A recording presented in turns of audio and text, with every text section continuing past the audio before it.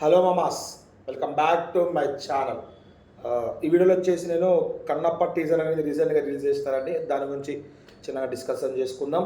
ముందుగా మన ఛానల్ని కొత్తగా చూసే వాళ్ళు జర సబ్స్క్రైబ్ చేసుకున్నావా, అలాగే మన పాత వీడియోస్ చూసి నచ్చితే లైక్ చేయండి, షేర్ చేయండి అండ్ కమెంట్ చేయండి.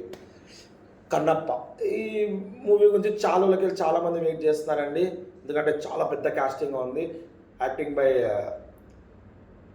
మంచు విష్ణు గారు, మోహన్ లాల్, మోహన్ బాబు, అక్షయ్ కుమార్, కాజల్, ప్రభాస్, చాలామంది ఉన్నారండి.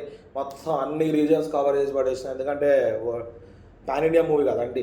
మేబీ దాని త్రూ అన్న కలెక్షన్స్ రావచ్చు అనే పాయింట్ ఆఫ్ వ్యూలో అన్న అన్ని డిపార్ట్మెంట్ అంటే అన్ని మూవీ సైట్స్ మన టాలీవుడ్, బాలీవుడ్ అన్నిట్లో కవర్ చేసి పడేసినారు. మెయిన్ స్టార్స్నే తీసుకొచ్చి పెట్టినారు. ఎంత తీసుకొచ్చినా కానీ స్టోరీలో కంటెంట్ ఉంటే ఎవ్వడు ఆపలేడండి. స్టోరీ గట్టిగా ఉంటే ఎవ్వరు ఆపలేరండి. నువ్వు చిన్న యాక్టర్స్ పెట్టినా స్టోరీ గట్టిగా ఉంటే వేరే లెవెల్ తీయచ్చు. ఎగ్జాంపుల్ మన కార్తికేయ 2 ఉంది కదండి. అంత పెద్ద కాస్టింగ్ కూడా ఏం లేదు కదండి. ఉన్న వాళ్ళతో మేనేజ్ చేసినారు. 100 కోట్లు కొట్టిండు, రికార్డులోకి ఎక్కిండే డైరెక్టర్ గారు కూడా మీకు తెలిసిందే. అది ఇక ఇదంతా మనకు ఎందుకులేండి సపరేట్ పెట్టుకుందాం. ఆ టీజర్ మొత్తంలో నాకైతే ఫైనల్గా లాస్ట్లో వచ్చిన మన ప్రభాస్ గారు షాటే బాగుందండి. వేరే లెవెల్ గూజ్ బంప్స్ అండి. మ్యాక్సిమం నాకు తెలిసి ప్రతి ఒక్కరు దానికోసమే వెయిట్ చేసి ఉంటారండి. ప్రభాస్ గారి షాట్ గురించే, ప్రభాస్ గారి ఎంట్రీ గురించే. ఇక మనకు కన్ఫర్మ్ అయిపోయింది ఏంటంటే దీంట్లో మనకి ప్రభాస్ గారు నంది క్యారెక్టర్ అండి, శివుడు కాదు. శివుడు మనకి అక్షయ్ కుమార్ అండి, పార్వతీదేవి కాజల్ అగర్వాల్ గారు.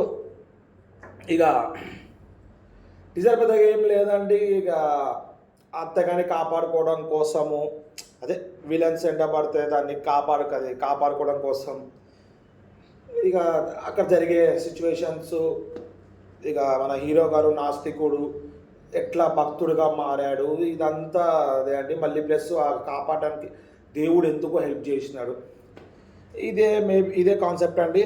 ఇక కాన్సెప్ట్ మనకి ఎప్పటి నుంచో తెలుసు. మనకి టీజర్ 1 ఎట్లా డిసప్పాయింట్ చేసిందో ఇది కూడా అంతే డిసప్పాయింట్ చేసిందండి. ఇక ఒక ప్రభాస్ గారి ఎంట్రీ తప్ప మిగతా ఏది అంతగా మించి అనిపించలేదండి. ఎందుకంటే విలన్ బ్లడ్ రాసుకుంటాడు, అదేమో బ్లడ్ కాదని చెప్పి మనకు క్లియర్గా అర్థమైపోతుంది. ప్లస్ డబ్బింగ్ అనేది కూడా అంతగా బాగాలేదేమో అనిపిస్తుంది. విఎఫ్ఎక్స్ అయితే అసలు చెప్పలేము, టీజర్లోనే అర్థమైపోతుంది మనకి. ఎందుకో కొంచెం ఏమంటారు, వాయిసెస్ కూడా లాగ్ అనిపిస్తుంది. డైలాగులు కూడా లెంతీగా అదే సౌండ్ ఎక్కువగా చెప్తున్నాడేమో. ఎక్స్ప్రెషన్స్ అంతా బాగుంది, అది వేరే సౌండ్ ఎక్కువగా వస్తుందేమో అని అనిపిస్తుందండి. మేబీ ఇది టీజరు ట్రైలర్ని చూసి జస్టిఫికేషన్ చేసే మూవీ కాదేమో. మనందరము మూవీ చూసే మాట్లాడచ్చేమో. మేబీ అది కూడా అయ్యి ఉండొచ్చు రీజన్, మనం చెప్పలేము. మన టీజర్ అయితే చేసినంత వరకు చెప్తున్నాం అంతే అని. మనకు 1 ఎట్లా డిసప్పాయింట్ చేసి ఇదిగో అంతే డిసప్పాయింట్ చేసింది కదండి. ఇక మ్యూజిక్ పర్లేదు, డీసెంట్గానే ఉంది.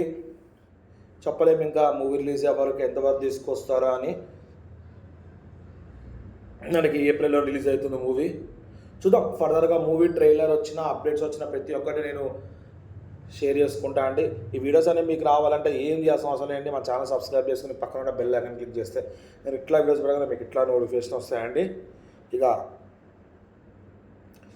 నేను మీకు ఆల్రెడీ చెప్పానండి, కొత్తగా వస్తున్నానని చెప్పి మన టెంపుల్స్ గురించి అన్న, రాజం గురించి అన్న, చరిత్ర, దాని బ్యాక్ స్టోరీస్ అన్నీ చెప్తా అని చెప్పి. అలాగే ఈరోజు మార్నింగ్ నేను చిలుకూరు బాలాజీ టెంపుల్ గురించి అన్టోల్డ్ స్టోరీ చెప్పానండి. అది కూడా మన ఛానల్లో అవైలబుల్ ఉంది, చూస్తారని చెప్పి ఆశిస్తున్నాను. సపోర్ట్ చేస్తారని చెప్పి మనస్ఫూర్తిగా నమ్ముతున్నానండి. దట్స్ ఇట్ అండి ఈరోజుకి.